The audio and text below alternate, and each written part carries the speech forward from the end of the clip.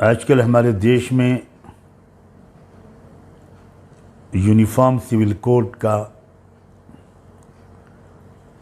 मसला चर्चा में है। हमारे देश के ज़्यादातर नागरिक,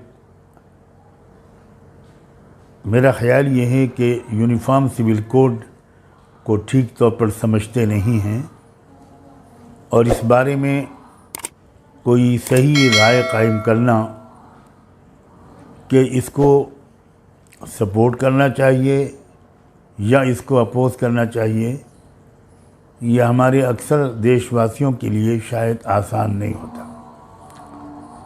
मैं इसकी ज़रूरत महसूस करता हूँ कि इस यूनिफॉर्म सिविल कोड की जो असल हकीकत है वो आपके सामने बहुत ही संक्षेप में रखूँ। हमारे देश की जो बहुत बड़ी खुसूसियत है वो उसकी डाइवर्सिटी है, विभिन्नता है। इस देश में बेशुमार धर्मों के मानने वाले, बेशुमार कस्टम्स, परंपराओं पर अमल करने वाले, अलग अलग रीत रिवाज पर चलने वाले समुदाय हमारे देश में मौजूद हैं और ये इस देश को एक यूनिक मुकाम, एक अलग स्थान अदा कर देता है। ये बात देती है पूरी विश्व बिरादरी में हमारे देश को ये एक बहुत बड़ी खुसूसियत हासिल है। अब ये कोशिश करना कि सारे लोगों के रीत रिवाज ख़त्म हो जाएं, सारे लोगों की परंपराएं मिट जाएं और 140 करोड़ की आबादी वाले देश का एक एक व्यक्ति वो गोया एक ही सिस्टम को, एक ही कानून को, एक ही परंपरा को कबूल कर ले, ये चाहा जा रहा है यूनिफॉर्म सिविल कोड के ज़रिए। जो इस देश की जो आत्मा है, इस देश की जो विशेषता है, ये उसके सख्त खिलाफ है। और जो लोग झूठ बोलने के आदी हैं, धोखा देने के माहिर हैं, वो इस बात को इस तरह मशहूर करते हैं कि जैसे यूनिफॉर्म सिविल कोड के ख़िलाफ़ सिर्फ मुसलमान बोलते हैं, इसकी मुखालफत सिर्फ मुसलमान करते हैं। ये बहुत खुला हुआ धोखा है और अफसोस ये है कि हमारे देश के प्रधानमंत्री ने भी भोपाल में अपनी चुनावी मुहिम का आगाज़ इसी मुद्दे को छेड़कर और यही गलतफहमी फैलाकर किया है कि मुसलमानों को कुछ लोग यूनिफॉर्म सिविल कोड के ख़िलाफ़ भड़काते हैं। मैं आज अपने देशवासियों को और विशेषकर जो हमारे देश का बहुजन समाज है, जो ज़बरदस्त बहुमत में है, मेजॉरिटी में है, मैं उसको बताना चाहता हूँ कि इस कानून का जो सबसे बड़ा नुकसान होगा वो आदिवासियों को होगा, वो हमारे शेड्यूल कास्ट भाइयों और बहनों को होगा, जिनको आमतौर पर लोग दलित कहते हैं। शेड्यूल ट्राइब के लोगों को होगा, जो ट्राइबल लोग हैं, शेड्यूल ट्राइब के लोग हैं, उनको होगा। सिख भाइयों को होगा, क्रिश्चियंस को होगा, बुद्धिस्ट लोगों को होगा। अब सबकी अलग अलग कुछ आस्थाएं हैं, सबकी अलग अलग उन आस्थाओं से जुड़े हुए कानून हैं, उनके यहाँ की ट्रेडिशंस और कस्टम्स हैं, वो सब ख़त्म कर दी जाएंगी। एक कानून बनाने की बात हो रही है भारत में, यूनिफॉर्म यकसा सिविल कोड लाने की बात हो रही है। खबर है आपको? अरे बोलो ना,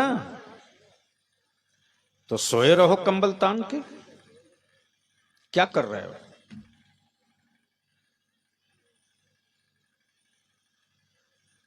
इस डिजिटल जंग में मौलाना आफाक मुशाहिदी साहब सबसे पहले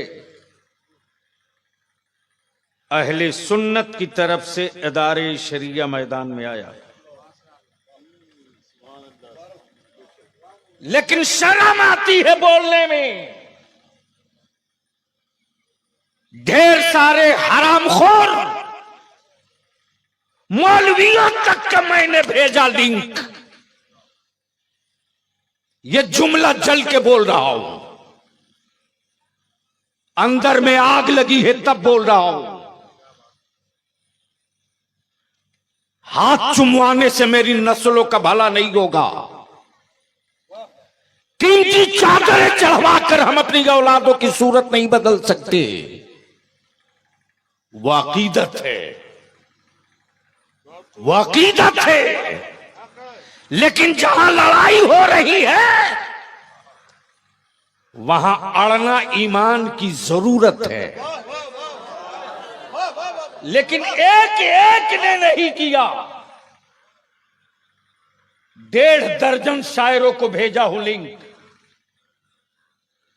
1.5 दर्जन शायरों को भेजा हूं जो मेरी कौम से एक एक रात का 30-30, 40-40 हजार रुपया वसूलते, उनको भी भेजा हूं। और छोड़ूंगा किसी को नहीं, नंगा सबको करूंगा।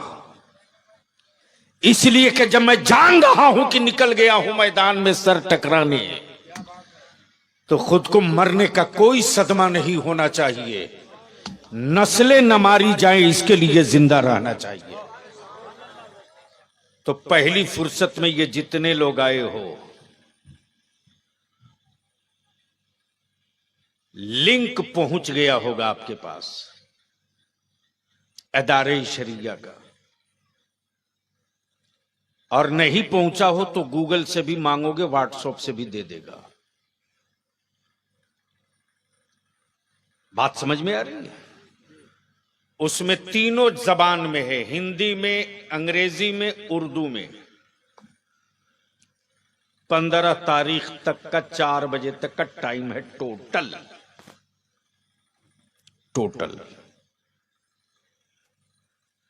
इस बीच में आपको अपना विरोध दर्ज कराना है। सैयद साहब 3 दिन की मीटिंग में पंजाबी भाई बलियाबी के बाजू में खड़ा हो गया, नॉर्थ ईस्ट के लोग खड़े हो गए, लेकिन मेरी औलादों का खून वसूलने वाले लोग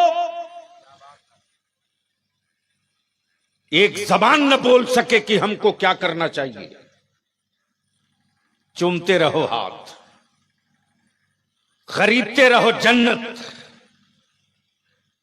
दौड़ते रहो पीछे पीछे।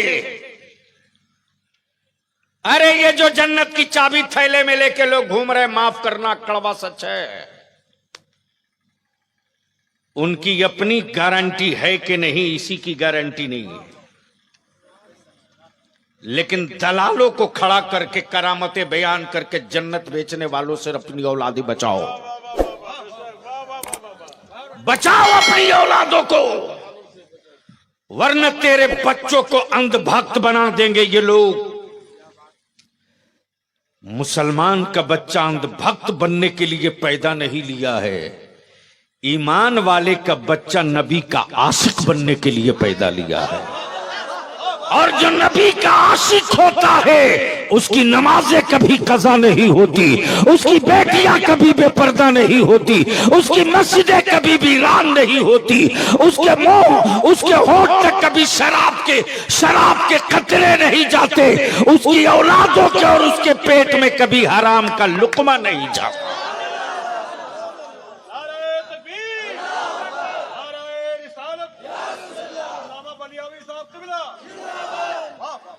इसलिए पहला काम सलातो सलाम के बाद ये कर लीजिएगा क्या करना है? समझ में आया? अरे समझ में आया?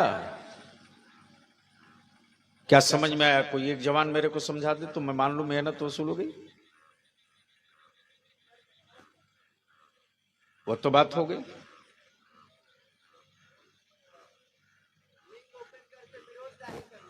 यह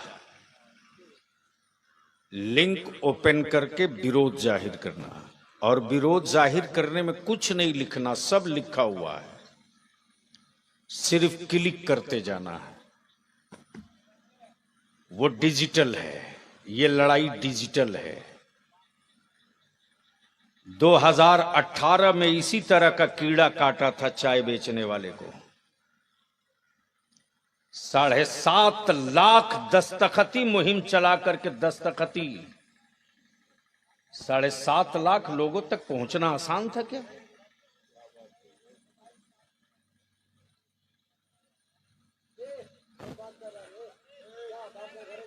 वो पढ़ा लिखा स्मार्ट है, हीरो है, दे दोगे ब्लॉक ऑफिसर को एक एप्लीकेशन लिखने, नहीं लिख पाएगा।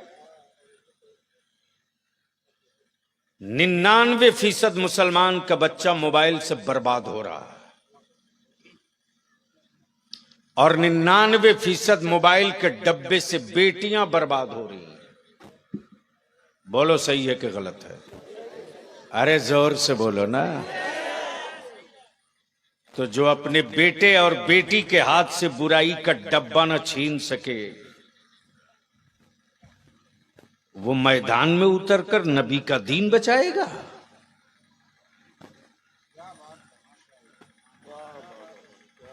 और नारे पे नारा ठोक रहे हैं।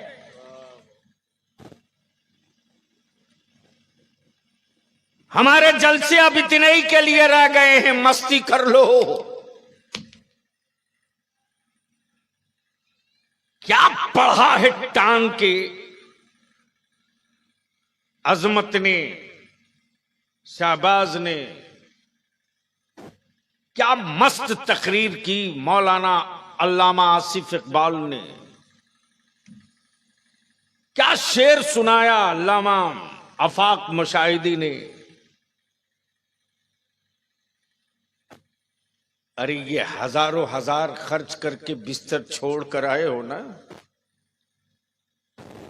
तो तेरे उठने से पहले तेरे आंखों से निकले हुए नदामत के आंसू तेरे दामन पर गिर के पुकार पड़े, या रसूलल्लाह,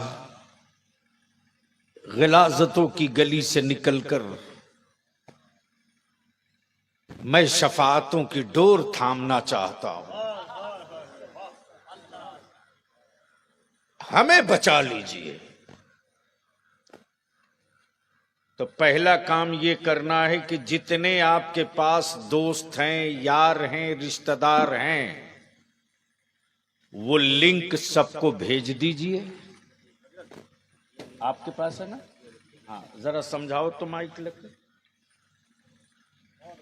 चूंकि हमको बहुत ज्यादा मोबाइल में नंबर सेव करने नहीं आता, तो मैं क्या करूं? Hello hello hello. सबसे पहले आप गूगल में जा कर के इदारे शरिया का UCC एहतजाज लिखेंगे, आपको ये लिंक मिल जाएगा, या अभी मैं फॉरवर्ड कर देता हूँ। जब खोलेंगे तो सामने ऐसा इंटरफेस आएगा, इसको भर देना है। पहले में नाम दर्ज करवाना है, दूसरे में नंबर, तीसरे में ज़िला, चौथे में पिन कोड, और पांचवे में ईमेल करके सामने में डन लिखा हुआ है। बस इतना ही काम है, बहुत छोटा काम है, बस इतना ही करना है। और अगर कोड याद नहीं है तो नाम, पता, मोबाइल नंबर ही डाल के क्लिक कर दीजिएगा जी। वो भी ऑप्शन डाला है उसमें। तो अब बात समझ गए क्या करना है? अरे बोलो ना भाई, समझ गए ना क्या करना है? ये जितना नौजवान पार्टी लोग हो, सुबह फजीर के बाद कुछ सो लो, जलसों का सामान जो जो जहां का है पहुंचवा दो, और सिर्फ अपने गांव में नहीं, जहां जिसकी रिश्तेदारी है, दोस्ती है, यारी है, सब जगह। एक घर में अगर 5 मोबाइल है, अम्मा का है तो उससे भी कर दो, अब्बू का है तो उससे भी कर दो, भाई का है तो उससे भी कर दो, खाला का है उससे भी कर दो, तुम्हारा है उससे भी कर दो, इसलिए कि वहां आदमी नहीं गिनना है, आदमियों की तादाद गिननी है। बात समझ में आ गई?